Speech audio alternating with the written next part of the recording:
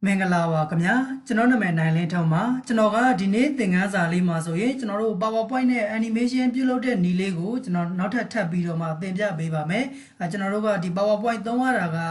ကျွန်တော်တို့ပျော်စရာကောင်းတယ်ပေါ့နော်ဒါကြောင့်ကျွန်တော်ကအခုရက်ပိုင်းမှာဆိုရင်ဒါ PowerPoint နဲ့ Animation ပြုလုပ်တဲ့နည်းလေးတွေကိုကျွန်တော်တော်တော်များများလေးသင်ပေးဖြစ်ပါတယ်ဒီနေ့မှာဆိုရင်လည်းကျွန်တော်တို့ PowerPoint နဲ့ Animation ပြုလုပ်တဲ့နည်းလေးကိုသင်ပြပေးပါမယ်ဒီနေ့ပြုလုပ်ပြပေးမယ်ဒီ PowerPoint Animation ပုံစံလေးကကျွန်တော်တို့တိုင်မာတွေရေးတွက်တဲ့ပုံစံလေးတွေပေါ့နော်ကျွန်တော်တို့ countdown timer လိုမျိုးပုံစံလေးတွေဒါလေးကိုကျွန်တော်ဒီမှာတစ်ချက်ပြပေးဖို့ရအတွက်နမူနာလေးပြုလုပ်ထားတာရှိပါတယ်ဒါလေးကျွန်တော်တစ်ချက်ဖွင့်ပြပေးမယ်နော်ဒီမှာ play ကြည့်လိုက်မယ်အခုကျွန်တော်တို့ဒီလိုမျိုးရေးတွက်တဲ့ပုံစံလေးပါ3 2 1 go ဆိုပြီးသွားတဲ့ပုံစံဒါအောင်မှကိုက3နဲ့မထားခြင်းဘူး10ရနံပြီးစထားခြင်းလား5နဲ့ပြီးစပြီးတော့ထားချင်တာလားပေါ့နော်ဒီလိုမျိုးကိုကြိုက်နေတဲ့ကဏ္ဍလေးတွေကနေစပြီးတော့မှ5 4 3 2 1ကိုသွားလို့ရတယ်ကျွန်တော်တို့10ကနေပြီးစပြီးသွားလို့ရတယ်3ကနေပြီးစပြီးတော့သွားလို့ရတယ်ကိုကြိုက်နေတဲ့ဂိမ်းကဏ္ဍကနေပြီးတော့ကျွန်တော်တို့တိုင်မာတွေစပြီးတော့ခေါ်တဲ့နည်းလေးဖြစ်ပါတယ်အဲ့တော့ဒါလေးကိုကျွန်တော်တို့ကဘယ်လိုလုပ်ရလဲဆိုတာလေးကိုလက်တွေ့ပြုလုပ်ပြပေးပါမယ်အဲ့တော့ကျွန်တော်တို့ slide အသစ်လေးထပ်ပြီးတော့ခေါ်လိုက်မယ်right click ထဲကနေပြီးတော့ new slide လေးအသစ်တစ်ခုထပ်ပြီးတော့ခေါ်လိုက်ပါမယ်လက်ရှိဒီထဲမှာရှိနေတဲ့စာတွေကကျွန်တော်တို့မလိုအပ်တာဖြစ်တဲ့အတွက်သူ့ကိုကျွန်တော်ဖြတ်လိုက်ပါမယ်ဖြတ်တဲ့အခါမှာကျွန်တော်တို့စာတွေရဲ့လွတ်တဲ့နေရာကနေပြီးတော့အကုန်လုံးဆလာကိုပေးလိုက်မယ် delete နဲ့ကျွန်တော်တို့ဖြတ်ချလိုက်လို့ရပါတယ်ဒါကတော့ကိုယ်အသုံးမလိုအပ်သေးတာဖြစ်တဲ့အတွက်ဒီစာတွေကိုကျွန်တော်တို့ဖြတ်ချလိုက်တာဖြစ်ပါတယ်အဲ့တော့အရင်ဆုံးအနေနဲ့ကျွန်တော်တို့ကဒီနောက်ခံဆက်ဝိုင်းလေးဆွဲပေးရမယ်ဆက်ဝိုင်းလေးဆွဲတာကတော့ကျွန်တော်တို့ဆွဲတက်လောက်မယ်လို့ထင်တယ်เนาะကျွန်တော်တို့ insert တက်ထဲကနေပြီးတော့ shape ထဲကနေပြီးတော့ elevate tool လေးနဲ့ elevate shape လေးနဲ့ကျွန်တော်တို့ဆက်ဝိုင်းလေးတစ်ဝိုင်းဆွဲလိုက်ပါမယ်ဆက်ဝိုင်းလေးကိုဝိုင်းဆက်လေးထွက်အောင်ဆွဲချင်တာဖြစ်တဲ့အတွက် keyboard ကနေပြီးတော့ shift ကိုဖိပြီးတော့ကျွန်တော်တို့ဆွဲလိုက်မယ်အခုလိုမျိုးလေးဆွဲလိုက်ပါမယ်ဒါဆိုဆက်ဝိုင်းလေးကဝိုင်းပုံတံလေးရပြီပေါ့နော်ပြီးရင်သူ့ကိုကျွန်တော်တို့ color အရောင်လေးပြောင်းချင်တာဖြစ်တဲ့အတွက် format ထဲကနေ shape face ဆိုတဲ့နေရာလေးကနေပြီးတော့ကိုကြိုက်နေတဲ့ color အရောင်လေးထည့်လို့ရတယ် shape outline ဆိုတဲ့ဘေးပေါင်အရောင်ကိုတော့ကျွန်တော် none ဆိုပြီးတော့ထားလိုက်ပါမယ်လုံးဝကျွန်တော်တို့ဒီဘေးပေါင်စတုပ် color လေးတွေမထည့်ချင်လို့ပေါ့နော်ပြီးရင်သူ့ကိုကျွန်တော်တို့က copy လေးပွားလိုက်မယ် control C control V နဲ့ပဲဒီမှာတော့အလွယ်တကူ copy ပွားလိုက်မယ်ပြီးရင် down လေးကနေပြီးတော့ရှစ်ကိုဖိပြီးတော့စဝိုင်းလေးကိုချုံလိုက်ပါမယ်အခုလိုမျိုးလေးသေးလိုက်တယ်အခုဒီမှာကျွန်တော်တို့ကစဝိုင်းလေးနှစ်ဝိုင်းရလာတော့မှန်တယ်စဝိုင်းကအနီရောင်ပေါ်မှာအနီထက်နေတော့ကျွန်တော်တို့မမြင်ရဘူးဒါကြောင့်ကျွန်တော်တို့ရှိတ်ဖေးတွေကနေပြီးတော့အဖြူရောင်ကာလာလေးပြန်ပြီးတော့ပြောင်းလိုက်ပါမယ်အခုဒီလိုမျိုးလေးရပြီပေါ့နော်သူ့ကိုကျွန်တော်တို့ကဒါလေးကနည်းနည်းလေးကြီးနေသေးတယ်ကျွန်တော်ဒီမှာရှစ်လေးကိုဖိပြီးတော့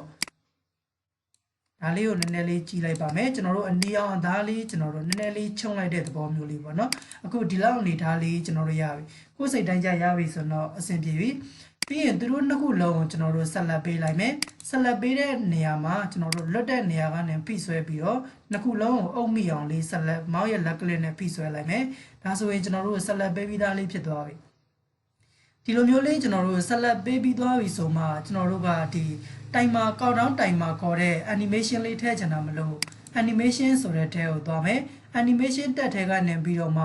more ဆိုတဲ့နေရာကိုသွားပါမယ်ပြီးရင်ကျွန်တော်တို့ကအခုဒီမှာ wii ဆိုတဲ့ animation လေးကျွန်တော်တို့ထည့်လိုက်ပါမယ်အခုဒါဆိုရင်သူကအခုလိုမျိုးပုံစံလေးကျွန်တော်တို့ animation လေးဝင်သွားတာဖြစ်ပါတယ်အဲ့တော့ဒီရဲ့ animation လေးထည့်ပြီးသွားပြီဆိုတာနဲ့ကျွန်တော်တို့ကိုယ်စိတ်တိုင်းကြ animation လေးတွေကိုထပ်ပြီးတော့ပြင်ချင်တာဖြစ်တဲ့အတွက်အခုလောလောဆယ် timing ဆိုတဲ့ group တွေက stat ဆိုတဲ့နေရာလေးမှာ wave previous ဆိုတာလေးကျွန်တော်တို့ရွေးပေးပါမယ်ပြီးရင်တော့ animation pan ဆိုတဲ့ထဲကနေပြီးတော့မှကိုယ်စိတ်တိုင်းကြ animation ပုံစံလေးတွေကျွန်တော်တို့ပြောင်းလဲမှာဖြစ်ပါတယ်အခုကျွန်တော်တို့ပြုလုပ်ပြပေးမယ် animation လေးက countdown timer ရေတွက်တဲ့အခါမှာ3 2 1ဆိုပြီးတော့3ရက်နဲ့စမှာဖြစ်တဲ့အတွက်ဒီရဲ့ countdown timer လေးကိုကျွန်တော်တို့3စက္ကန့်လောက်ကျွန်တော်တို့ချိန်ပေးမယ်ပေါ့နော်အဲ့တော့ကျွန်တော်တို့ဒီမှာ animation ထည့်ထားတဲ့ဒီ down လေးကနေပြီးတော့မှညအတူလေးရှိတယ်သူ့ကိုကလစ်တစ်ချက်နှိပ်ပြီးတော့ timing ဆိုတဲ့ထဲကိုကျွန်တော်တို့ဝင်ပေးပါမယ် timing ဆိုတဲ့ထဲကိုဝင်လိုက်လို့ဆိုရင်ဒီမှာကျွန်တော်တို့ repeat ဆိုတဲ့နေရာလေးရှိတယ်ဒီမှာကျွန်တော်တို့ none ဖြစ်နေပါတယ်ကိုက3ရက်နဲ့ပြီးတော့စပြီးတော့ရေတွက်ချင်တာဖြစ်တဲ့အတွက်3ဆိုပြီးတော့ထားမယ်တကယ်လို့ကိုက9နဲ့စရေတွက်မယ်10ရက်နဲ့ရေတွက်မယ်ဆိုလဲဒီမှာ9တွေ10တွေရွေးလို့ရတယ်เนาะအခုဒီမှာတော့ကျွန်တော်က3ရက်နဲ့ပြီးတော့စမှာမလို့3ဆိုပြီးတော့ရွေးလိုက်ပါတယ်ပြီးရင် duration ဆိုတဲ့နေရာလေးမှာ click တစ်ချက်ထောက်ပြီးတော့ကျွန်တော်တို့ဒီထဲမှာ 3 second slow ဆိုတာလေးကိုကျွန်တော်တို့ရွေးပေးလိုက်ပါမယ်ပြီးရင်တော့ okay လေးနှိပ်လိုက်မယ်ဒါဆိုရင်သူက3 second သူကဖြည်းဖြည်းချင်းလေးသူကလေပတ်ပေးမယ် animation ပုံစံလေးကျွန်တော်တို့ဖန်တီးလိုက်တာဖြစ်ပါတယ်ဒါဆိုကျွန်တော်တို့စက်ဝိုင်းလေးကတော့အဆင်ပြေသွားပြီအဲ့တော့ကျွန်တော်တို့ရေတွက်ချင်တဲ့ကိန်းကနန်းလေးတွေထပ်ပြီးတော့ရေးရမယ်စာရရေးချင်တာဖြစ်တဲ့အတွက် insert တက်ထဲကနေရှိတ်ထဲကနေပြီးတော့မှတက်ပေါက်လေးခေါ်လိုက်ပါမယ်ကျွန်တော်တို့3လို့ရိုက်လိုက်ပါမယ်ပြီးရင်တော့သူ့ရဲ့စလုံးဖောင်းဆိုင်လေးကိုကျွန်တော်တို့ကြည့်လိုက်ပါမယ်ဒီရဲ့စဝိုင်းနဲ့ကိုင်းညီမှုရှိတဲ့ကျွန်တော်တို့ဖောင်းဆိုင်လေးပြောင်းလိုက်မယ်ဒါဆိုရင်ဒီလောက်ဆိုအဆင်ပြေပြီပေါ့နော်ပြီးရင်သူ့ကို copy ပွားလိုက်ပါမယ်ဘာနန်လေးကနေပြီးတော့မောက်ရဲ့လက်ကလစ်လေးကိုဖိထားမယ် control လေးကိုဖိပြီးတော့မှဆွဲလိုက်တယ်ဆိုရင်ကျွန်တော်တို့ copy ပွားပြီးသားလေးဖြစ်သွားမှာပါနောက်တစ်ခုထပ်ပြီးတော့ပွားလိုက်မယ်ဒီမှာကကျွန်တော်တို့ကာစာချမယ်2လို့ပြန်လိုက်မယ်ဒီဘက်မှာကကျွန်တော်တို့ကာစာချမယ်ပြီးရင် backspace နဲ့ဖြတ်1ဆိုပြီးတော့ရေးလိုက်မယ်အဲ့တော့3 2 1 3ခုကျွန်တော်တို့ရပြီပေါ့နော်အဲ့တော့ဒီရဲ့3 2 1ကိုလည်းကျွန်တော်တို့က animation လေးထည့်ချင်တာမလို့သူ့ရဲ့ဘားတန်းလေးမှာ color လေးတစ်ချက်ထောက်ပါမယ် animation ထည့်ချင်တာဖြစ်တဲ့အတွက် animation ဆိုတဲ့တက်ထဲကိုဝင်မယ်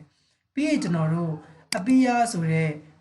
animation လေးထည့်လိုက်မယ်အခုဒီရဲ့ appear ဆိုတာလေးကကျွန်တော်တို့ပြက်ကနေပျောက်သွားတဲ့ပုံစံမျိုးလေးပေါ့နော်ပျောက်ပြီးတော့ပြန်ပေါ်လာတဲ့ပုံစံမျိုးလေးပါကျွန်တော်ရှေ့သင်ခန်းစာမှာတော့လည်းဒါလူလေးတွေလမ်းလျှောက်နေတဲ့ပုံစံမျိုးလေးတွေမှာလည်းကျွန်တော်ဒီရဲ့ appear နဲ့ disappear ကိုသုံးပြီးတော့မှဖန်တီးပြပေးခဲ့တယ်နော်ဒီမှာလည်းကျွန်တော်တို့ကဒီရဲ့ animation လေးတွေပဲသုံးမှာဖြစ်ပါတယ် appear နဲ့ disappear ဆိုတာလေးပဲသုံးမယ်အဲ့တော့ appear ဆိုတဲ့ animation လေးထည့်ပြီးသွားပြီဆိုရင်ဒီမှာ timing ဆိုတဲ့ထဲမှာ stat ဆိုတဲ့နေရာမှာကျွန်တော်တို့ with previous ဆိုတာလေးရွေးမယ်ဘာလို့ with previous ဆိုတာလေးရွေးပေးရလဲဆိုရင်ကျွန်တော်တို့နောက်က sewine animation နဲ့ကျွန်တော်တို့ဒီဇိုင်းနဲ့ level ချင်တာဖြစ်တဲ့အတွက် with previous ဆိုတာလေးကိုကျွန်တော်တို့ရွေးပေးတာဖြစ်ပါတယ်ပြီးရင်တော့နောက်ထပ်ကျွန်တော်တို့ဒီမှာအခုလက်ရှိ appear ဆိုတဲ့ animation လေးထည့်ပြီးသွားပြီနောက်ထပ် animation လေးထည့်ချင်တာမလို့ add animation ဆိုတဲ့ထဲကနေပြီးတော့ဒီတစ်ခါ disappear ဆိုတဲ့ animation လေးထည့်လိုက်ပါမယ်အဲ့တော့ disappear ဆိုတဲ့ animation လေးထည့်ပြီးသွားပြီဆိုရင်လည်း stat ဆိုတဲ့နေရာမှာကျွန်တော်တို့ on click ဆိုတာမထားဘူးကျွန်တော်တို့ဒီနေရာမှာလည်း with previous ဆိုတာလေးကျွန်တော်တို့ရွေးပေးမှာဖြစ်ပါတယ် with previous ကိုရွေးပြီးသွားပြီဆိုရင်အခုဒီအောက်မှာရှိတဲ့စဝိုင်းကြီးကကျွန်တော်တို့3စက္ကန့်ထားရတာဖြစ်တဲ့အတွက်ဒီမှာကျွန်တော်တို့3ဆိုတဲ့ဒီစလုံးလေးကိုစပြီးတော့ appear ဆိုတာလေးကပေါ်မယ် disappear ဆိုတာလေးကပျောက်မယ်ပေါ့အဲ့တော့ပေါ်ပြီးသွားရင်ကျွန်တော်တို့ကပြန်ပြီးတော့ပျောက်အောင်ပါဦးပျောက်ချင်တော့ဘယ်နေရာမှာပျောက်ချင်တာလဲဆိုရင်1စက္ကန့်လောက်မှာကျွန်တော်တို့ကပျောက်ချင်တာဖြစ်တဲ့အတွက်သူ့ကိုကျွန်တော်တို့ကဒီမှာ1စက္ကန့်လောက်လေးကျွန်တော်တို့ရွှေ့ပေးလိုက်ပါမယ်အခုဒီမှာသူက3စက္ကန့် slow နဲ့ထားတာဆိုတော့သူက3စက္ကန့်လောက်မှာကျွန်တော်တို့ထားပေးထားရမယ်ပေါ့နော်အဲ့တော့ဒါကပေါ်လာမယ်ပြီးရင်3စက္ကန့်လောက်မှာသူကပျောက်သွားမယ်ဒါဆိုရင်ကျွန်တော်တို့က3ဆိုတဲ့စလုံးလေးကို animation လေးထည့်ပြီးသားဖြစ်သွားပြီဒါဆိုရင်နောက်ထပ်နံပါတ်2ဆိုတဲ့ကဏ္ဍလေးဒါကြောင့်သူ့ရဲ့ပုံမှာဘားတန်းလေးမှာဆက်လက်ပေးထားမယ် animation လေးထည့်ချင်တာမလို့ animation တက်ထဲကိုဝင်မယ်ဒီတစ်ခါလဲသူ့ကိုကျွန်တော်တို့နံပါတ်3ထည့်ခဲ့တဲ့အတိုင်းပဲ appear လေးလုပ်ပါမယ် on click ဆိုတဲ့နေရာမှာ with previous လေးရွေးပါမယ်ပြီးရင်တော့နောက်ထပ် add animation တွေကနေပြီးတော့မှ disappear ဆိုတာလေးရွေးလိုက်ပါမယ် disappear ကိုကျွန်တော်တို့ကဒီမှာ with previous ပဲထားမယ်သူ့ကိုတော့ကျွန်တော်တို့ဘယ်လောက်မှထားချင်တာလဲဆိုရင်ကျွန်တော်တို့က3စက္ကန့်စလုံးမှာဒီရဲ့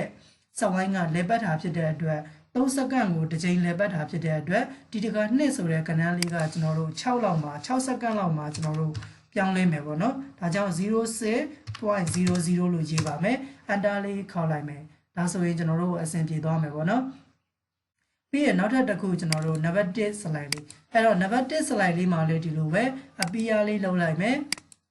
web previous လေးယူလိုက်မယ်သူကလည်း6မှာပဲကျွန်တော်တို့ဘာမှပြင်စရာမလိုဘူးနောက်ထပ်ကျွန်တော်တို့ add animation တွေကနေပြီးတော့ disappear လေးဆက်ပြီးတော့လုပ်လိုက်မယ်သူ့ကိုလည်း web previous လေးယူလိုက်ပါမယ်ဒီနေရာလေးတွေမှာနည်းနည်းလေးရှုပ်တတ်တယ်เนาะကျွန်တော်ကဒီမှာ battery အားကုန်တော့မှာဖြစ်တဲ့အတွက်မီးရပြတ်နေတဲ့အတွက်ကျွန်တော်မြန်မြန်လေးပြပေးပါမယ်ဒီမှာကျွန်တော်တို့က6စက္ကန့်မှာဖြစ်တဲ့အတွက် 0.09 စက္ကန့်00လို့လုပ်လိုက်မယ်အဲ့တော့ဒါလေးတွေကိုအကုန်လုံး animation လေးတွေထည့်ပြီးသွားပြီအလဲ center လေးမှာချိန်လိုက်မယ်ပြီးရင်တော့ဒီမှာအလဲ center လေးကိုကျွန်တော်တို့ချိန်လိုက်ပါမယ်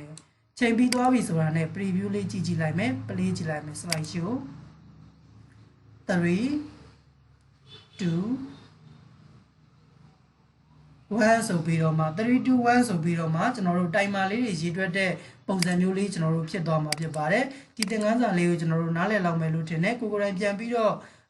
လေ့ကျင့်ကြည့်ပေးပါအကယ်၍မရတဲ့နေရာလေးတွေရှိတယ်ဆိုရင်လည်းကျွန်တော်ပြန်ပြီးတော့မေးမြန်းပေးလို့ရပါတယ်ဒီသင်ခန်းစာလေးမှာနည်းနည်းလေးမြန်သွားရင်တော့ကျွန်တော်သင်ပေးတာမြန်သွားတဲ့အခါမျိုးရှိရင်တော့နည်းနည်းလေးသိခံပေးပါဒီမှာ battery အားကုန်တော့မှာဖြစ်တဲ့အတွက်ပါအခုဒီမှာဒါဆိုဒီသင်ခန်းစာလေးကိုနားလည်လောက်မယ်လို့ထင်တယ်ကျွန်တော်ဒီသင်ခန်းစာလေးကိုဒီမှာပဲရှင်းနားလိုက်ပါတော့မယ်ခင်ဗျာအားလုံးအဆင်ပြေကြပါစေ